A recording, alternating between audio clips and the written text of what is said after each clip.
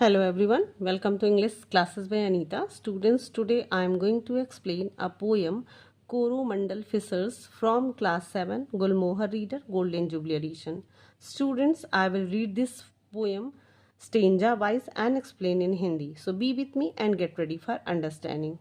This poem is composed by Sarojini Naidu, and Sarojini Naidu was an Indian independence activist and poet. जो सरोजनी नायडू थी वो जो freedom fight था उसमें एक बहुत ही सक्रिय कार्यकर्ता रही हैं और कवि भी रही हैं। Some of her other famous poems are the bazaar of Hyderabad and the wandering singers. तो उनका जो और भी कुछ जो बहुत ही फेमस कविता है वो है the bazaars of Hyderabad and the wandering singers. She was also known as the nightingale of India. उन्हें नाइटिंगेल ऑफ इंडिया भी कहा जाता था, यानी कि भारत कोकिला भी कहा जाता था, क्योंकि कहा जाता है कि वो बहुत सुंदर गाती थी, मतलब बहुत ही मीठा गाती थी। तो चलिए इस पोएम को पढ़ते हैं। इस पोएम में चार चार लाइन के 3 स्टेंजा दिए गए हैं। इट मीन्स कि इस पूरा जो पोएम है वो 12 लाइन का है, यानी कि क्वार्ट्रेन जिसको कहते हैं। और इसकी जो राइमिंग स्कीम है वो आप देख सकते हो कि लाइट से नाइट राइम कर रहा है, फ्री से सी, कॉल से ऑल, ड्राइव से लाइव्स, ग्रोव से लव, ग्ली से सी। तो इसका मतलब है कि जो इसकी राइमिंग स्कीम है वो A B B A B B A B B है। तो चलिए स्टार्ट करते हैं। बिफोर यू रीड, यानी कि पढ़ने से पहले, कोरोमंडल फिशर यानी कि जो कोरोमंडल के जो मछुआरे हैं उनके बारे में ये कविता है। सरोजनी नायडू ने बहुत ही सुंदर कविता लिखी है इसको, और अगर हम इसको बहुत ही ध्यान से पढ़ेंगे समझेंगे तो हमें बहुत अच्छा भी लगेगा। तो अंत तक आप वीडियो में बने रहिएगा, और पसंद आए तो प्लीज़ लाइक भी करिएगा, सब्सक्राइब भी करिएगा और शेयर भी करिएगा। तो चलिए स्टार्ट करते हैं। बिफोर यू रीड, पढ़ने से पहले, look at the picture below, now से व्हाट द फिशरमैन। तो अब आप इन जो पिक्चर तस्वीर दी गई है उसे आप देखना, और आप फिशरमैन के बारे में आप क्या बता सकते हो, क्या कहते हो, चलिए देखते हैं। कैन स्मेल अराउंड देम, मतलब कि जो फिशरमैन है यानी कि जो मछुआरे हैं अपने आसपास क्या सूंघ सकते हैं, स्मेल कर सकते हैं। टेस्ट इन द ब्रीज, हवा में क्या सूंघ सकते हैं। Feel under their hands and feet, अपने हाथों और पैरों के नीचे वह क्या महसूस कर सकते हैं। यानी कि वो समुद्र के आस पास जो एरिया है वो उससे इतने हैबिचुअल होते हैं, आदती होते हैं कि वो फील कर सकते हैं। तो वो क्या क्या चीज़ें फील कर सकते हैं, क्या सूंघ सकते हैं। Feel physically as they push their boat out, यानी कि जब अपनी नाव को फिजिकली यानी कि शारीरिक रूप से उसको ढकेलते हैं समुद्र में जाने के लिए, तो वो कैसा महसूस करते हैं, शारीरिक रूप से कैसा महसूस करते हैं। Maybe thinking as they head out to sea, यानी कि जब वो समुद्र की तरफ बढ़ रहे होते हैं तो वो क्या सोच रहे होते हैं। तो ये आप अपनी क्लास में डिस्कस करिएगा। तो इस पोएम को पढ़ाने से पहले, मतलब समझाने से पहले, मैं एक बार आपसे ये बात इसकी जो समरी है उसके बारे में डिस्कस करना चाहूँगी।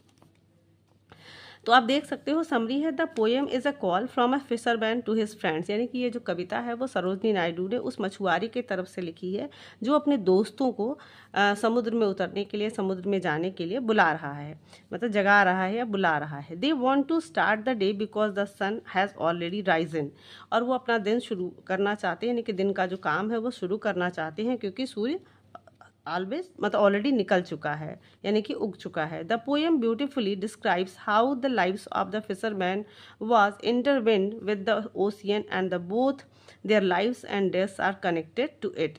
तो ये जो कविता है बहुत ही सुंदर तरीके से इसमें डिस्क्राइब किया गया है, व्याख्या किया गया है, वर्णन किया गया है कि किस तरीके से जो मछुआरों का जीवन है, किस तरीके से ओशियन से, समुद्र से, समंदर से, किस तरीके से उनका एक दूसरे से कनेक्टेड है, और उनका जीवन और मृत्यु भी एक दूसरे से, समुद्र से कनेक्ट है।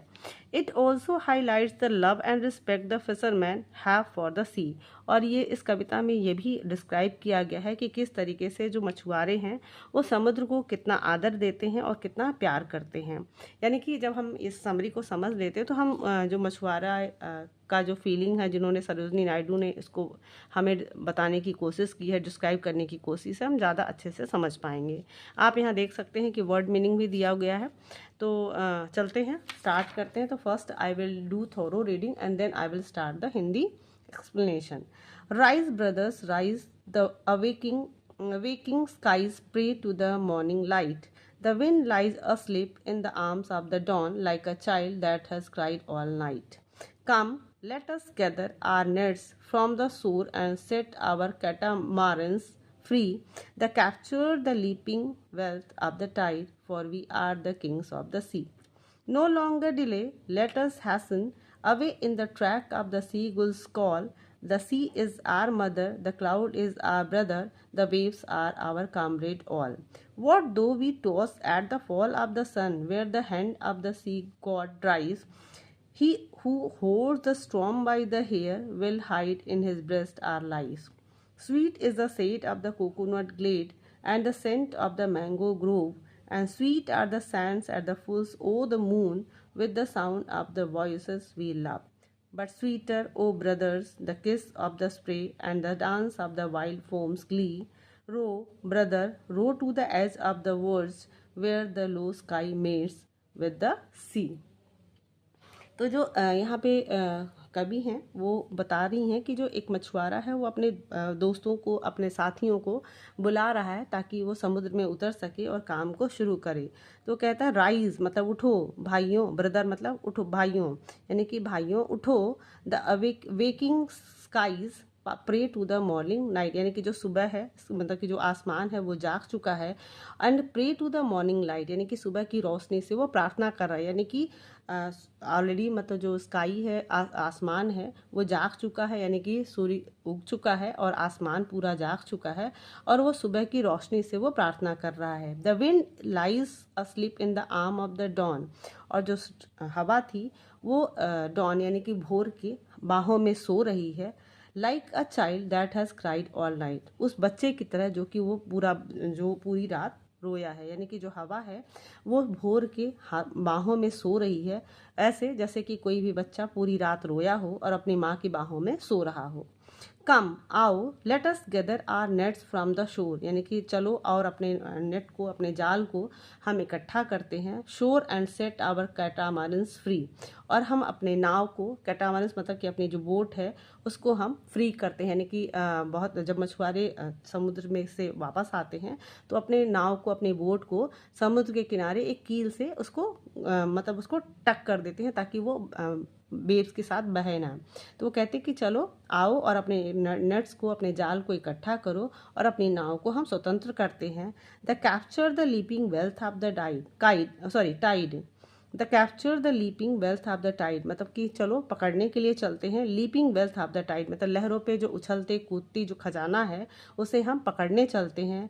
For we are the kings of the sea, क्योंकि हम इस समुद्र के राजा हैं। यानी कि जो पहला स्ट्रेंजर था मछुआरा, उसमें अपने साथियों को जगाते हुए कहता है कि भोर हो चुकी है और जो भोर आसमान है वो जाग चुका है। जागता है आसमान तभी जागता है ना जब सूर्य उग जाता है, सनराइज हो जाता है। तो कहता है कि आसमान जाग चुका है और वो सूर्य सुबह की रोशनी से प्रार्थना कर रहा है, और जो हवा है जो रात भर मतलब बहुत तेज चली थी वो ऐसे सो रही है जैसे कि कोई छोटा बच्चा पूरी रात रोता रहा है और आज अपनी मतलब कि सुबह होते ही अपनी माँ की गोद में सो रहा है। उसी तरीके से जो हवा है वो भोर के बाहों में जाकर सो रही है। कम यानी कि आओ और अपने जाल को इकट्ठा करो और अपने नाव को हम स्वतंत्र करते हैं, और जो बेस पे, टाइट पे, लहरों पे जो वेल्थ है, उछलते कूदते जो वेल्थ है यानी कि मछलियाँ जिसको हम कह सकते हैं, उसे पकड़ते हैं क्योंकि हम इस समुद्र के राजा हैं।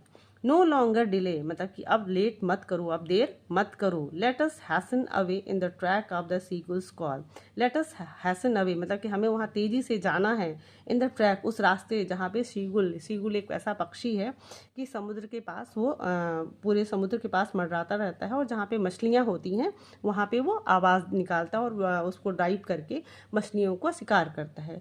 तो मतलब सीगुल जहाँ पे कॉल कर रहा हो ये इसका मतलब है कि वहाँ पे मछलियाँ हैं। तो जो मछुआरा है वह कहता है कि देर मत करो और हमें जल्दी से उस रास्ते पे चलना है जहाँ पे सीगुल यानी कि जो काइंड ऑफ बर्ड है वहाँ से, जहाँ से उसकी कॉल आ रही है, यानी कि जहाँ पे वो आवाज़ निकाल रही है। The sea is our mother, अब वो जो मछुआरा है समुद्र के लिए उसका क्या रिस्पेक्ट है, तो कहता है जो समुद्र है वो हमारी माँ है। The cloud is our brother, और जो बादल है वो हमारे भाई हैं। भाई क्यों है? भाई जो हमेशा साथ देता है, यानी कि बादल हमें दिखाता है कि हमें समुद्र में उतरना है या नहीं उतरना है। The waves are our comrades all. Comrades मतलब था साथी, मतलब कि जो लहरें हैं वो हमारे साथी हैं। अब दोस्त होते हैं ना, कभी झगड़ा भी करते हैं, कभी साथ में चलते हैं, तो मतलब दोनों जो मतलब कि कभी झगड़ा भी करें, कभी उलझे भी और कभी हमारे साथ हो, तो जिस तरीके से वेव्स हैं वो हमारे कॉमरेड्स हैं, यानी कि हमारे साथी हैं। What though we toss at the fall of the sun, where the hand of the sea god tries। मतलब कि क्या होगा, मतलब क्या होगा अगर हम, क्या होता है अगर हम फॉल ऑफ द सन यानी कि सूरज के डूबते हुए हम लहरों पे इधर उधर उछल रहे हों, या फिर मतलब थोड़ा ऊपर नीचे हो रहे हों।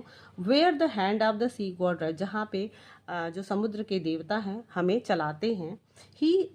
ही who holds the storm by the hair, वो देवता यानी कि जो समुद्र के देवता हैं वो तूफानों से, मतलब तूफान को उसके बालों से पकड़कर कंट्रोल करते हैं।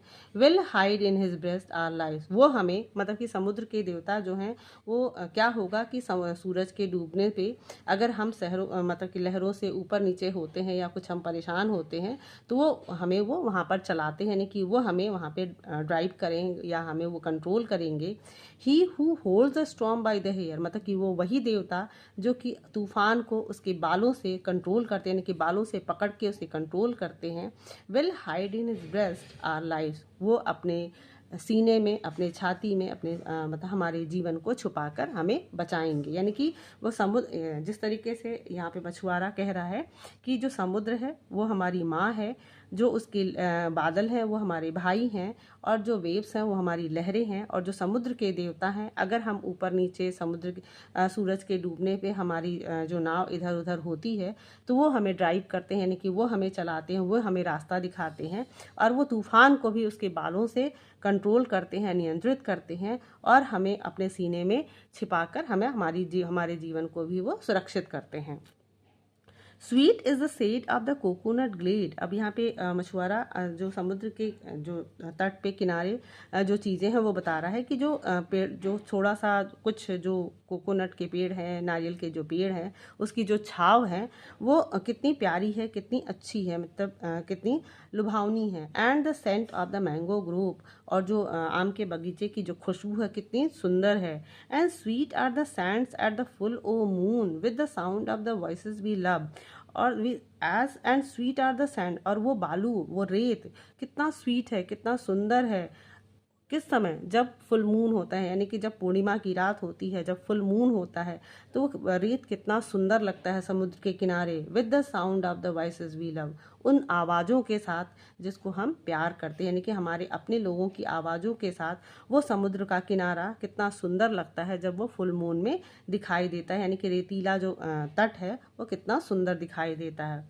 बट स्वीटर, लेकिन उससे भी प्यारा है, ओ ब्रदर, मेरे भाई, the kiss of the spray and the dance of the wild foam स्क्ली, मतलब this the kiss of the spray, यानी कि जो वेव से जो बौछारें आती हैं, लहरें आती हैं, उसका जो स्पर्श है उससे भी सुंदर है। और and dance of the wild foam the Glee, और जो समुद्र पे झाग जो नृत्य करता हुआ दिखाई देता है, उसकी जो खुशी है वो ज़्यादा सुंदर, मतलब कि उससे भी ज़्यादा अच्छी लगती है। रो, मतलब कि चलो, सवारी करो, ब्रदर भाई, row the edge of the world, मतलब कि वहाँ तक सवारी करो, वहाँ तक नाव अपनी लेकर चलो। वर्ज मतलब होता है लिमिट, यानी कि उस सीमा तक ले जाओ, उस क्षितिज तक ले जाओ। Where the low sky mates with the sea, जहाँ पे आसमान उस समुद्र के एकदम, यानी कि आसमान और समुद्र का जो मतलब लिमिट है, जहाँ पे हमें एक ऐसा लगता है कि समुद्र और आसमान एक जगह मिल रहे हैं, उस क्षितिज तक ले चलो, उस तट तक ले चलो, मतलब उस लिमिट तक ले चलो जहाँ पर ऐसा दिखाई दे रहा है कि आसमान और समुद्र एक जगह मिल रहे हैं। तो स्टूडेंट्स, आपने देखा ना कि ये पोएम कितनी सुंदर है, और मछुआरों का जो फीलिंग है समुद्र से रिलेटेड वो कितना सुंदर है, और इसको सरोजनी नायडू ने कितनी सुंदरता से डिस्क्राइब किया है। तो स्टूडेंट्स, आई होप आपको ये पोएम बहुत अच्छे से समझ में आया होगा। So if you like the explanation, do share with your friends, and very thank you for watching.